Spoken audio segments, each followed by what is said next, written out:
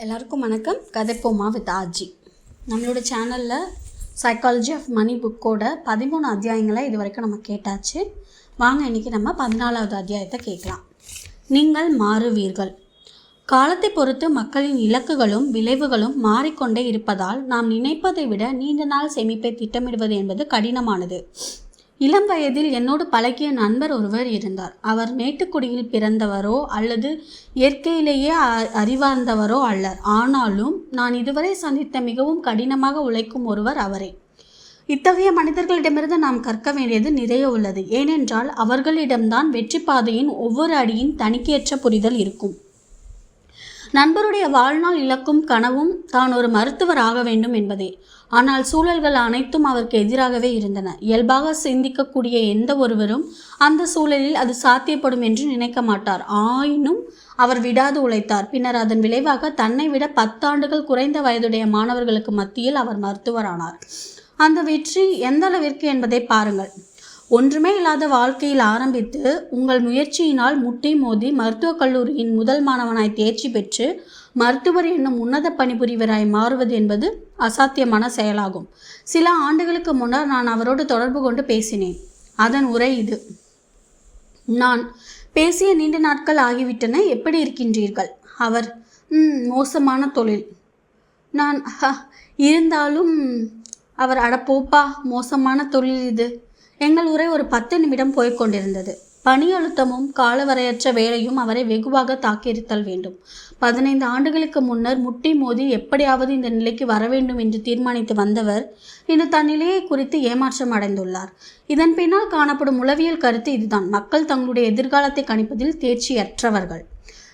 இலக்கை கற்பனையாக சுமந்து கொண்டு அதை நோக்கி நகர்வது எளிதானதும் விளையாட்டுத்தனமானதும் கூட.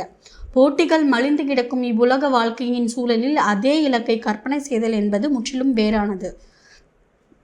நம்முடைய எதிர்கால பொருளாதார இலக்குகளை நோக்கிய திட்டங்களை வகுக்கும் போது மேற்கூறிய முறை மிக அதிக தாக்கத்தை ஏற்படுத்தும். ஒவ்வொரு 5 வயது சிறுவனும் தான் பெரியவன் ஆனதும் டிராக்டர் ஓட்ட வேண்டும் என்றே விரும்புகிறான்.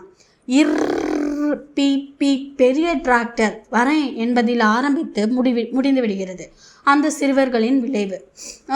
அவர்களுடைய கண்ணோட்டத்தில் அதுவே சிறந்த தொழில். வளரும் அவர் பின்னாட்களில் டிராக்டர் ஓட்டுவது பெரிய தொழில் ஆகாது என்பதை உணர தொடங்குகின்றனர். மிகுந்த கௌரவமானதாக அல்லது அதிக பணம் ஈட்டக்கூடியதாகவோ தோன்றும் வேறு தொழில்களில் அவர்கள் ஈடுபட ஆரம்பிக்கிறார்கள். எனவே பதின்ம பருவத்தில் அவர்கள் வழக்கறிஞராக விரும்ப தொடங்குகிறார்கள். அவர்களுக்கு இப்போது தெரியும் அவர்களுடைய திட்டம் இறுதியானது என்று. அதைத் தொடர்ந்து சட்ட கல்லூரிகள், அதற்கான கட்டணங்கள் என தொடர்கின்றன. வழக்கறிஞர்கள் ஆன பின்னர் மிக நீண்ட பணி நேரங்களுக்கு மத்தியில் அவர்கள் தங்கள் குடும்ப வாழ்க்கை இழப்பதை உணரத் தொடங்குகிறார்கள். எனவே அவர்கள் குறைந்த சம்பளத்தில் குறைந்த நேரம் பணியாற்றக்கூடிய பணிகளில் அமர்கிறார்கள். பின்னர் தான் குழந்தைகளை வளர்ப்பது மிக அதிக செலவாகும் ஒரு விஷயம் என்பதையும் தங்கள் சம்பளத்தில் ஒரு பெரும் பகுதியை அது எடுத்துக்கொள்கிறது என்பதையும் உணர்கிறார்கள். பின்னர் வீட்டில் இருந்து தாங்களே குழந்தைகளை பார்த்து கொள்ள ஆரம்பிக்கிறார்கள். இறுதியாக அதுதான் சரியான வழி என்று முடிவெடுக்கிறார்கள்.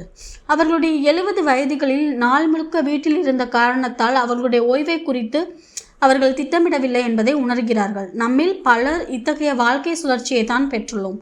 அரசின் ஒரு ஆய்வறிக்கை கல்லூரி படிப்பில் தாங்கள் எடுத்துக்கொண்ட முதன்மை பாடத்தை பொறுத்த பணிகளில் அமர்பவர் வெறும் 27% என்று கூறுகிறது. வீட்டில் தங்கி குழந்தைகளை பராமரிக்கும் பெற்றோர்களில் 29% பட்டதாரிகள். சிலர் தங்களுடைய பட்டம் வாங்கியதை வீண் என்று நினைக்கிறார்கள்.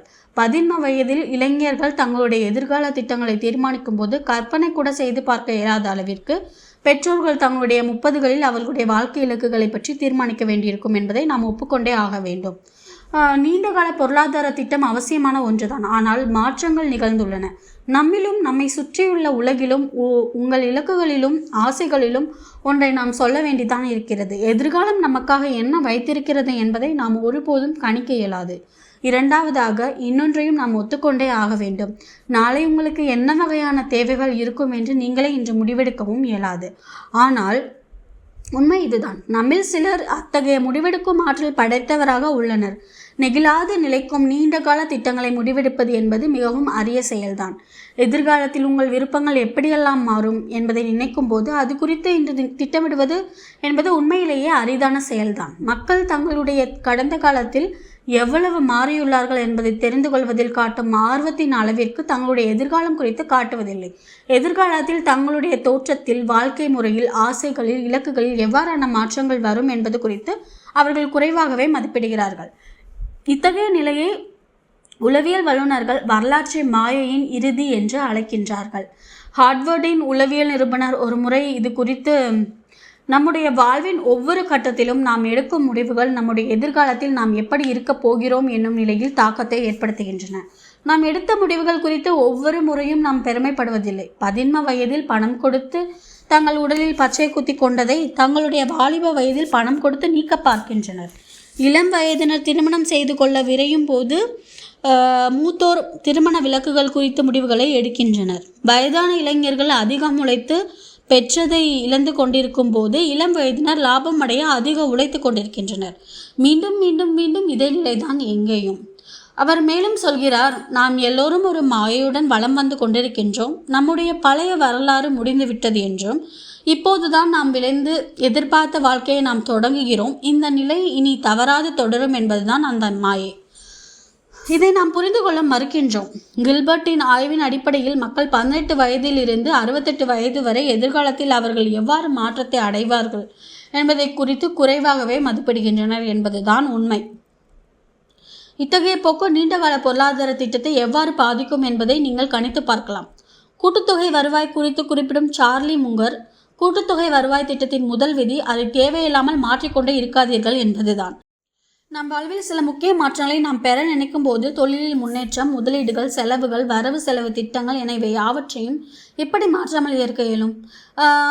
அது கடினமான செயல்தான். நாம் இந்த நூலில் ஏற்கனவே கண்டதைப் போல் சில மனிதர்கள், ரொனால்ட் ரீட், வாரன் பஃபெட் போன்றோர் வெற்றிகரமான முதலீட்டாளர்களாய் ஆனதற்கு காரணம் இவர்கள் விடாப்பிடியாய் தொடர்ச்சியாய் பல ஆண்டுகள் தங்கள் கொள்கையிலிருந்து மாறாமல் பிசகாமல் இருந்ததால் தான் கூட்டுத்தொகை லாபம் அவர்களை செல்வந்தர்களாக ஆக்கியது. ஆனால் நம்மில் பலர் ஒரே மாதிரியான செயலை பல ஆண்டுகளாக தொடர்ந்து இறுதி வரை செய்ய விரும்புவதில்லை. இறுதி வரை இல்லை என்றாலும் நீண்ட காலத்துக்கு தொடர விரும்புவதில்லை. எனவேதான் சராசரியாக 80 வருட வாழ்க்கை இருந்தாலும் நம்முடைய சேமிப்புகள் குறிப்பிட்ட 20 ஆண்டுகால இடைவெளிக்குள் சிக்கிக்கொள்கின்றன. மிகவும் குறைந்த வருவாய் பெறுபவராய் இருந்தாலும் மிக எளிய முறையில் வாழ்ந்து தங்கள் வாழ்க்கையை கழிக்கும் பல இளைஞர்களை நான் அறிவேன். அவர்கள் மிகவும் மகிழ்ச்சியாகவே வாழ்கிறார்கள். இன்னும் சிலர் கடுமையாக உழைத்து மிகவும் ஆடம்பரமான வாழ்க்கையை வாழ்கிறார்கள். அவர்களும் மகிழ்ச்சியாகத்தான் வாழ்கிறார்கள். இருவருக்கும் எதிர்காலத்தில் இடர்கள் காத்திருக்கின்றன. முதலில் குறிப்பிடப்பட்டவர் தன்னுடைய குடும்ப செலவுகள் மற்றும் ஓய்வு கால திட்டத்துக்கு ஏதும் செய்ய இயலாதவராய் இருக்கின்றனர். இரண்டாவது குறிப்பிடப்பட்டவர் தங்களுடைய வாலிபத்தையும் இளமையையும் சிறிய அறைகளிலேயே கழித்துவிட்டு பின்னர் கவலையுறுகின்றனர். இதற்கான எளிதான முடிவென்று ஏதும் கிடையாது. அந்த 5 வயது சிறுவனிடம் சொல்லித்தான் பாருங்களேன். அவன் டிராக்டர் ஓட்டுநராக வரக்கூடாது, வழக்கறிஞராகத்தான் வர வேண்டும் என்று. அவன் உடலின் ஒவ்வொரு செல்லும் நீங்கள் சொல்வதை எதிர்க்கும். ஆனால் நீண்டகால திட்டம் என்று நீங்கள் எடுக்கும் ஒவ்வொரு முடிவுகளிலும் 2 விஷயங்கள் நீங்கள் யோசிக்க வேண்டியிருக்கும். பொருளாதார திட்டங்களில் 2 துருவங்களை, அதீத நிலைகளை நீங்கள் தவிர்த்துதான் ஆக வேண்டும். உங்களுடைய குறைந்த வருவாயிலும் நீங்கள் மகிழ்ச்சியுடன் இருக்கலாம், அல்லது அதிக வருவாய் பெற அயராது உழைத்து கொண்டே இருக்கலாம். இவ்விரு வழிகளிலும் இறுதியில் ஒரு அதிருப்தியை தான் நீங்கள் உணர வேண்டி வரும். வரலாற்று மாயையின் இறுதி என்னும் நிலைக்கு எண்ணெய் ஊற்றிவிடும் காரணி சூழல்களுக்கு ஏற்ப தகவமைத்து கொள்ளும் மக்களின் தன்மையே ஆகும். எனவே எதையுமே சாதாரணமாக எடுத்துக்கொண்டு எதுவுமே இல்லாமல் வாழும் மிக எளிமை நிலையும் எல்லாவற்றையும் அனுபவித்து ரசிக்கும் நிலையுமான இவ்விரண்டு குணங்களினால் அதீத நிலைகளுக்காக தயாரிக்கப்பட்ட திட்டத்தின் பயன் தேய்ந்து போய்விடுகின்றது. இந்த முரணான 2 நிலைகளுக்கு இடையில் ஓய்வு காலத்தின் செலவுகளை எதிர்கொள்ள முடியாத நிலை, பணத்தை துரத்தி துரத்தி வாழ்க்கை இழந்து நிற்கும் நிலை ஆகிய இரண்டும் எப்போதுமே துயரத்துக்குரிய வருத்தங்கள் ஆகிவிடுகின்றன. ஒரு திட்டத்தை நடுவில் கைவிட்டுவிட்டு வேறொரு திட்டத்தை பற்றி கொண்டு விட்ட நேரத்தை எட்டி பிடிக்க 2 மடங்கு வேகத்துடன் ஓடும் நிலை மிகுந்த துயரத்தை தரக்கூடியதாக அமைந்து விடுகின்றது. நீண்ட காலம் நிலைத்திருந்து வருவாயை பெருக்கும் வண்ணம் திட்டமிட்டு கூட்டுத்தொகை வளர்ச்சி முறைகள் எப்போதுமே கைவிடுவதில்லை. இம்முறை சேமிப்புக்கு மட்டுமல்லாமல் தொழில் முன்னேற்றத்துக்கும் உறவு முறைகளை கூட உண்மையாக பொருந்தும். நிலைத்திருத்தல் என்பதே இதற்கான அச்சாணியாகும். மேலும் காலத்தின் போக்கில் மாறும் நம் மனநிலையை கணித்து அதற்கேற்ப அவ்வப்போது திட்டத்தை திருத்தி வடிவமைத்தல் என்பதே நமது வழிமுறையாக அமைதல் வேண்டும். அத்தகைய வழிமுறையை எதிர்காலத்தில் நமக்கு ஏற்பட போகும் வருத்தத்தை குறைப்பதோடு நம்முடைய நிலைப்புத்தன்மையையும் அதிகரிக்கும். ஆண்டு வருவாய், நமக்காக செலவிடும் நேரம், பயண ஏற்பாடுகள், குடும்பத்துடன் செலவழிக்கும் நேரம் போன்ற வாழ்வின் பல்வேறு கூறுகளின் இயல்பு நிலைகளை கணித்து அதன்படி ஆனால் நீண்ட கால திட்டம் என்று நீங்கள் எடுக்கும் ஒவ்வொரு முடிவுகளிலும் 2 விஷயங்கள் நீங்கள் யோசிக்க வேண்டியிருக்கும். பொருளாதார திட்டங்களில் இரு துருவங்களை, அதீத நிலைகளை நீங்கள் தவிர்த்து தான் ஆக வேண்டும். உங்களுடைய குறைந்த வருவாயிலும் நீங்கள் மகிழ்ச்சியுடன் இருக்கலாம், அல்லது அதிக வருவாய் பெற அயராது உழைத்து கொண்டே இருக்கலாம். இவ்விரு வழிகளிலும் இறுதியில் ஒரு அதிருப்தியைத்தான் நீங்கள் உணர வேண்டி வரும். வரலாற்று மாயையின் இறுதி என்னும் நிலைக்கு எண்ணெய் ஊற்றிவிடும் காரணி சூழலுக்கு ஏற்ப தவமித்துக் கொள்ளும் மக்களின் தன்மையே ஆகும். எனவே எதையுமே சாதாரணமாக எடுத்துக்கொண்டு எதுவுமே இல்லாமல் வாழும் மிக எளிமை நிலையும் எல்லாவற்றையும் அனுபவித்து ரசிக்கும் நிலையுமான இவ்விரண்டு குணங்களினால் அதீத நிலைகளுக்காக தயாரிக்கப்பட்ட திட்டத்தின் பயன் தேய்ந்து போய்விடுகின்றது. இந்த முரணான இரு நிலைகளை இடையில் ஓய்வு காலத்தின் செலவுகளை எதிர்கொள்ள முடியாத நிலை, பணத்தை துரத்தி வாழ்க்கை இழந்து நிற்கும் நிலை ஆகிய இரண்டும் எப்போதுமே துயரத்துக்குரிய வருத்தங்கள் ஆகிவிடுகின்றன. ஒரு திட்டத்தை நடுவில் கைவிட்டு விட்டு வேறொரு திட்டத்தை பற்றி கொண்டு விட்ட நேரத்தை எட்டிப்பிடிக்க 2 மடங்கு வேகத்துடன் ஓடும் நிலை மிகுந்த துயரத்தை தரக்கூடியதாக அமைந்து விடுகின்றது. நீண்ட காலம் நிலைத்திருந்து வருவாயை பெருக்கும் வண்ணம் திட்டமிடப்பட்ட கூட்டுத்தொகை வளர்ச்சி முறைகள் எப்போதுமே கைவிடுவதில்லை. இம்முறை சேமிப்புக்கு மட்டுமல்லாமல் தொழில் முன்னேற்றத்துக்கும் உறவு முறைகளுக்கும் கூட உண்மையாக பொருந்தும். நிலைத்திருத்தல் என்பதே இதற்கான அச்சாணியாகும். மேலும் காலத்தின் போக்கில் மாறும் நம் மனநிலையை கணித்து அதற்கேற்ப அவ்வப்போது திட்டத்தை திருத்தி வடிவமைத்தல் என்பதே நமது வழிமுறையாக அமைதல் வேண்டும். அத்தகைய வழிமுறையே எதிர்காலத்தில் நமக்கு ஏற்பட போகும் வருத்தத்தை குறைப்பதோடு நம்முடைய நிலைப்புத்தன்மையும் அதிகரிக்கும். ஆண்டு வருவாய், நமக்காக செலவிடும் நேரம், பயண ஏற்பாடுகள், குடும்பத்துடன் செலவழிக்கும் நேரம் போன்ற வாழ்வின் பல்வேறு கூறுகளின் இயல்பு நிலைகளை கணித்து அதன்படி இவை குறித்து பின்னால் நாம் கவலையுறாமல் இருக்கும்படியான வாய்ப்புகளை அதிகரிக்கும் வண்ணம் நாம் ஒரு திட்டத்தை கைவசம் கொள்ளுதல் அவசியம். அப்படி இல்லாமல் மேற்கூறிய பல்வேறு கூறுகளின் அதீத துருவங்களை அடைய ஆசைப்பட்டு திட்டங்களை தீட்டினால் அத்திட்டங்கள் யாவும் தோல்வியையே சந்திக்கும். நம்முடைய மனம் மாறிக்கொண்டே இருக்கும் என்னும் உண்மையையும் நாம் ஒத்துக்கொண்டே ஆதல் வேண்டும். தங்களுடைய 18ஆம் வயதில் கல்லூரி பருவத்தில் தாங்கள் படித்த படிப்புக்கு ஏற்ப அப்போது ஒத்துக்கொண்டு பணியாற்ற தொடங்கிய அதே வேளையில் தொடர்ந்து உழன்று கொண்டிருக்கும் மன அமைதியற்ற பணியாளர்களை நான் சந்தித்துள்ளேன். வரலாற்று மாயின் இறுதி என்னும் கோட்பாட்டை உணரத் தொடங்கினால் மது வருந்த கூட இன்னும் வயது வராத அந்த காலத்தில் உங்களுக்கான பணியை நீங்கள் தேடிக்கொண்டிருக்கிறீர்கள் என்பதை உணரத் தொடங்குவீர்கள். அது எத்தகைய குறைந்த அளவிலான சமூக பாதுகாப்பை அளிக்கும் என்பதையும் நீங்கள் அறிந்து கொள்வீர்கள். மாற்றத்தின் உண்மையை உணர்ந்து கொண்டு அங்கிருந்து எவ்வளவு விரைவாக எழுமோ அவ்வளவு விரைவாக புது திசையில் பயணம் செய்யும் யுக்தியே தான் முக்கியமானது. வால் ஸ்ட்ரீட் ஜேர்னல் சஞ்சிகையின் முதலீடுகள் குறித்த கட்டுரைகளை எழுதும் எழுத்தாளர் ஜேசான் ஸ்விக் தன்னுடைய திங்கிங் ஃபாஸ்ட் அண்ட் ஸ்லோ நூலுக்காக உளவியல் நிறுவனர் டேனியல் ஹக்னமேன் என்பவருடன் சேர்ந்து பணியாற்றினார். ஹக்னமேன் குறிப்பிட்ட ஒரு மனோதத்துவ நிலை தனக்கு மிக பயன்பட்டதாக ஸ்விக் குறிப்பிடும்போது, டேனியலின் வேற எந்த குணமும் என்னை அவ்வளவாக கவர்ந்ததில்லை. அப்போதுதான் உரையாடி முடிவெடுத்த ஒன்றை அவர் அடுத்து நொறுக்கி உடைக்கும் முறைதான் என்னை மிகவும் கவர்ந்தது. ஸ்விக் எழுதுகிறார், நானும் ஹக்னமேனும் ஒரு அத்தியாயத்துக்காக மட்டுமே கூட முடிவின்றி உரையாற்றி கொண்டிருத்தல் இயலாம். ஆனால் அடுத்து அவர் என்ன செய்வார் என்றால் ஒரு புதிய நகலை அனுப்புவார். அது அறிந்து கொள்ள இயலாத நிலையில் முற்றிலுமாய் மாறுபட்டதாக இருக்கும். அது வேறு விதமாக ஆரம்பிக்கும், வேறு விதமாக முடியும். அதுவரை நீங்கள் நினைக்காத கோணத்தில் உள்ள பல துணுக்குகளையும் தரவுகளையும் கொண்டதாக இருக்கும். நான் அதுவரை கேள்விப்படாத ஆய்வுகளின் குறிப்புகளும் அதில் இருக்கும். நம்முடைய முந்தைய வரைவில் நாம் எழுதாத விஷயங்களை சேர்த்து எப்படி உங்களால் மீண்டும் மீண்டும் புதிதாக எழுத முடிகிறது என்று நான் டேனியை கேட்டேன். அதற்கு அவர் கூறிய பதிலை என்னால் மறக்கவே முடியாது. அவர் கூறியது, என்னிடம் வரா கடன் இருக்காது. வரா கடன் என்பது ஏற்கனவே செலவு செய்யப்பட்டு அவற்றுக்கான பயன்பெறாத நிலையாகும். முன் எப்போதோ எடுத்த முடிவுகளில் இன்னும் முடங்கி கொண்டிருக்கும் ஒரு நிலை அது. ஆனால் மனிதர்கள் காலத்துக்கேற்ப மாறிக்கொண்டே இருப்பார்கள். வரா கடன் எதிர்கால நம்மை கடந்த கால கைதிகளாக்கி நம்மை நமக்கே வேறாய் காட்டும் ஒரு நிலை அது.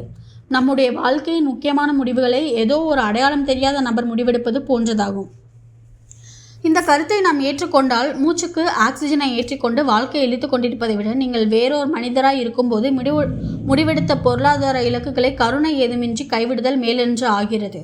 அதுவே எதிர்காலத்தில் நமக்கு அதிக வருத்தம் விளைவிக்காத வழிமுறையாய் அமையும். இதை எவ்வளவு சீக்கிரமாக செய்கிறீர்களோ அவ்வளவு சீக்கிரமாக நீங்கள் கூட்டுமுறை சேமிப்பு முறைக்கு வந்து விடுவீர்கள். அடுத்ததாக நாம் கூட்டுமுறை சேமிப்பை ஏற்றுக்கொள்வதனால் ஏற்படும் பயன்களை பார்க்கலாம். ஸோ இதோட நம்மளோட 14வது அத்தியாயம் சைக்காலஜி ஆஃப் மணி புக்கோட 14வது அத்தியாயத்தை நம்ம கேட்டு முடிச்சாச்சு. ஸோ கண்டிப்பாக இந்த பதிவு உங்களுக்கு பயனுள்ளதாக இருந்திருக்கும்னு நம்புகிறேன். இதில் ஏதாவது தவறுகளை நீங்கள் நோட் பண்ணிங்க அப்படின்னா அது நீங்கள் கண்டிப்பாக கமெண்ட்ஸில் தெரிவிக்கலாம். வேறு எந்த புக்கை நீங்கள் படிக்கணும்னு நினைக்கிறீங்களோ அதையும் நீங்கள் கமெண்ட்ஸில் தெரிவிக்கிறது எங்களுக்கு ரொம்பவே பயனுள்ளதாக இருக்கும். ஸோ இந்த வீடியோ உங்களுக்கு பிடிச்சிருந்தா கதைப்போமா வித் ஆர்ஜி சேனலை லைக் பண்ணுங்கள், ஷேர் பண்ணுங்கள், கமெண்ட் பண்ணுங்கள், கண்டிப்பாக சப்ஸ்கிரைப் பண்ணுங்கள். தேங்க்யூ.